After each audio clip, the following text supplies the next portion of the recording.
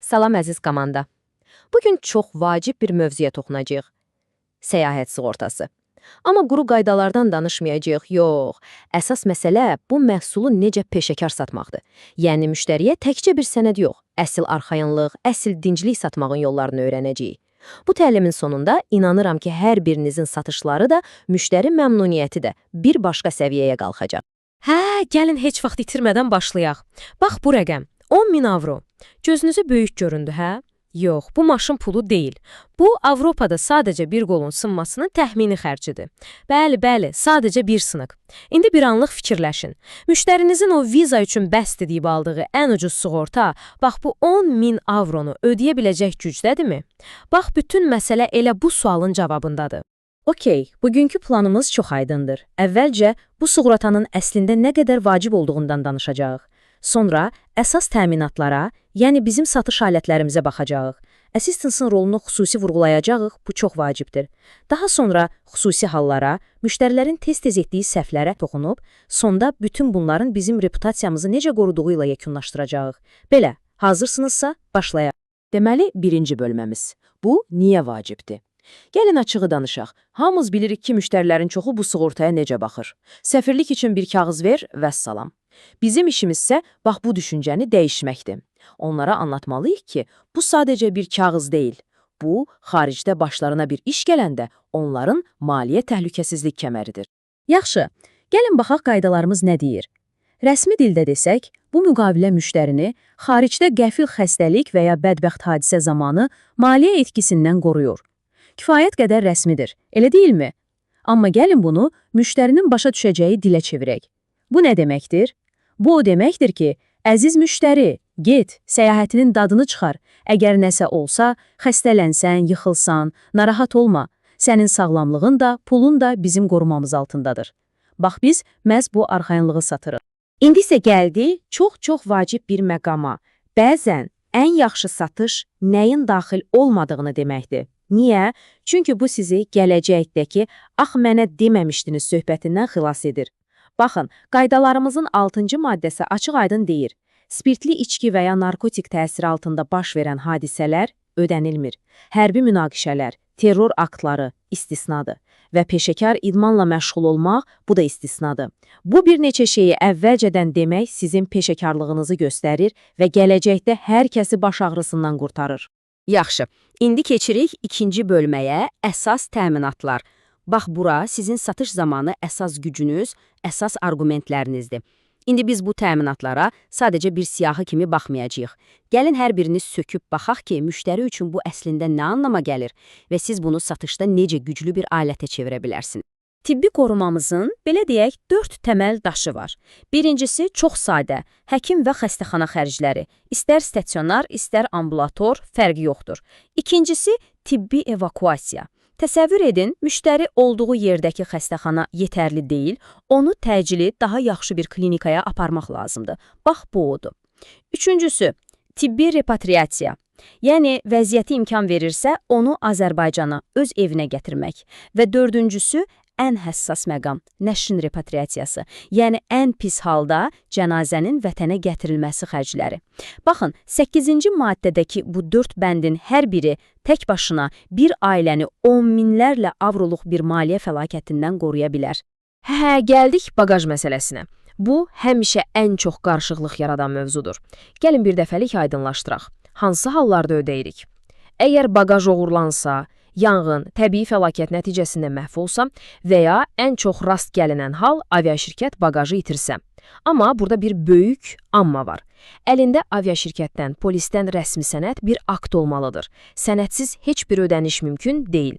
Və daha vacibi, baqajın içindəki nağd pul, qızıl zinət əşyaları, sənədlər, bunların heç biri, təkrarlayıram, heç biri təminatda deyil. Bunu müştəriyə mütləq, amma mütləq deyin. Səfərin ləğvi. Bax, bu təminat həqiqətən də can qurtarandır. Düşünün, müştəri aylarla plan qurub, bəlkə minlərlə pul xərcləyib, oteli, təyyarə biletini alıb, pul da geri qayıtmır. Və səfərdən bir neçə gün əvvəl, Allah eləməsin, yaxın ailə üzvü qəfildən ciddi xəstələnir, səfər alınmır. Bəs o pullar? Bax, bu təminat məhz o batan pulları geri almaq üçün bir şansdır. Amma bir qızıl qayda var. Bunu 3 dəfə təkrar edin müştəriyə. Sənəd, sənəd, sənəd. Hər şey rəsmi sənədlə, həkim arayışı ilə təsdiqlənməlidir. Yoxsa təəssüf ki, heç nə alınmaz. İndi isə diqqətinizi cəmləyin, çünki bəlkə də bütün bu təlimin ən vacib hissəsinə gəldik. Assistans. Assistans nədir? Baxın, əgər bizim verdiyimiz sığorta müqaviləsi bir təhlükəsizlik kəməridirsə, assistans o kəməri bağlayan əldir. O, müştərinizin xaricdəki yeganə dostu, köməkçisidir. O, müqavilədəki o balaca telefon nömrəsidir ki, bütün fərqi yaradır. Gəlin görək necə. Bir ssenari düşünək. Müştəriniz Berlində gəzərkən yıxıldı, ayağını sındırdı. Təcili yardıma ehtiyacı var. O an, o panika içində onun yığmalı olduğu ilk nömrə hansıdır? Yerli təcili yardım, yoxsa Bakıdakı qohumları? Bəlkə elə sizə zəng etməlidir. Düzgün cavab bu üçündən heç biri. Düzgün cavab ilk, təkrar edirəm, ilk zəng mütləq və mütləq assistans şirkətinə olmalıdır. Niyə? Çünki əgər assistansa zəng etsə, onlar hər şeyi öz üzərinə götürür. Hansı xəstəxanaya getmək lazımdır, ödənişə necə zəmanət vermək lazımdır, bütün bu prosesi onlar idarə edir. Müştəri rahat olur. Amma əgər zəng etməsə, özü gedib bir klinikaya müraciət etsə, o zaman nə baş verir? Birincisi, bütün xərcləri öz cibindən ödəməli ola bilər. İkincisi, sənədləşmədə problemlər yaşaya bilər. Və ən əsası, bizim 9.24-cü maddəmizə görə, razılaşdırılmamış böyük xərclərə görə biz ödənişdən imtina edə bilərik. Bax, bu iki yol arasındakı fərq cənnətlə cəhənnəm qədərdir.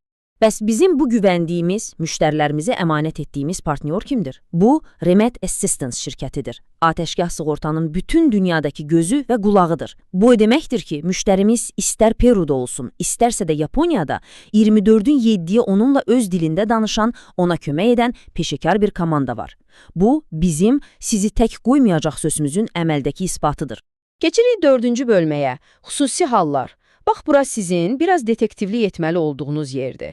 Sizin verəcəyiniz 1-2 sadə, amma düzgün sual, müştərini gələcəkdə çox böyük bir problemdən, məhsusluqdan və pul itkisindən qoruya bilər. Gəlin görək bu suallar hansılardır. Məsələn, idman. Çox vaxt unudulan bir məqam. Baxın, əgər müştəri sadəcə gəzməyə, turizm məqsədi ilə gedirsə, hər şey qaydasındadır. Standart müqavilə kifayətdir. Yox, əgər deyirsə ki, mən gedirəm dağda xizək sürməyə, ya da suyun altına dalmağa, o zaman stop, dayanın. Bizim 6.2-ci maddəmizə görə bu cür həvəskar idman növləri üçün əlavə sığorta haqqı ödənilməli və xüsusi təminat alınmalıdır. Əgər peşəkar idmançıdırsa və yarışa gedirsə, bu ümumiyyətlə istisnadır. Təminat verilmir. Ona görə də o vacib sualı verməyi unutmayın. Səfərinizin məqsədi tam olaraq nədir? Aktiv istirahət planlaşdırırsınız? Gəldik daha bir həssas mövzuya, xroniki xəstəliklər. Hər kəsin bilməli olduğu əsas qayda budur. Səhhət sığortası mövcud xroniki xəstəliklərin planlı müalicəsi üçün deyil.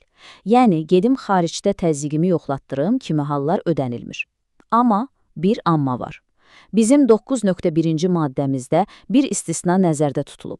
Əgər bu xroniki xəstəlik qəfildən kəskinləşsə və müştərinin həyatına təhlükə yaransa, o zaman təcili, həyatı qurtaran tibbi yardım xərclərini ödəyirik. Amma burada bir limit var, diqqətli olun. Ümumi məbləğin maksimum 20% və ya 6.000 avroya qədər, hansı aşağıdırsa o. Bu detalı xroniki xəstəliyi olan müştəriyə izah etmək birbaşa sizin məsuliyyətinizdir. Və 5-ci bölməmiz müştərilərin tipik səhvləri. Amma gəlin biz buna səhv deməyək, biz buna öz ekspertliyinizi göstərmək üçün bir fürsət deyək. Hər bir müştəri etirazı əslində sizin üçün bir şansdır ki, sadəcə satıcı yox, etibarlı bir məsləhətçi olduğunuzu göstərəsiniz. Ay, bu cümlə. Mənə ən ucuz variantı verin. Sırf viza üçün lazımdır. Tanış gəldi, elə deyilmi? Yəqin ki, gündə 10 dəfə eşidirsiniz. Bu an dərin bir nəfəs alın və sevinin. Çünki bu etiraz deyil. Bu, sizin bir peşəkar kimi parlamanız üçün müştərinin sizə verdiyi bir past. Baxın, sizin cavabınız belə olmalıdır. Əlbəttə, başa düşürəm, ancaq bir şey nəzərə alaq. Viza sizin o ölkəyə getmək üçün biletinizdir. Bu sığorta müqaviləsi isə başına bir iş gəlsə evə sağ-salamat qayıtmaq üçün biletinizdir. İcazə verin, cəmi bir dəqiqə vaxtınızı alım, sizə göstərim ki, o ən ucuz variantla əsl qorunma arasındakı fərq nədir. Vəssalam, sonra da təlimin əvvəlindəki o 10.000 avroluq qol sınığı hekayəsini danışın. Müştərinin fikri o an dəyişəcək. Və bir də texniki, amma çox vacib bir məsələ. səhvsiz müqavilənin 4 qızıl qaydası. Bunlara əməl etsəniz, gələcəkdəki problemlərin demək olar ki, hamısından sığortalanmış olursunuz. 1. Səfər tarixləri, başlanğıc və bitmə, günə-gün dəqiq olmalıdır. 2. Gediləcək ölkələr. Müştəri Şengenə gedirsə, təkcə Şengen yazmayın. Gedəcək bütün ölkələri qeyd edin, çünki bəzi ölkələrin risk əmsalı fərqlidir. 3. Səfərin məqsədi turizmdir, yoxsa xizək sürməyə gedir. Bunu mütləq dəqiqləşdirin. Və 4-cüsü ən bəsit, amma ən çox səhv edilən ad və soyadları pasportun üzündən köçürün, əllə yazmayın. Bir hərf səhvi belə problem yarada bilər. Bax, bu 4 qayda sizin qırmızı xəttiniz olmalıdır.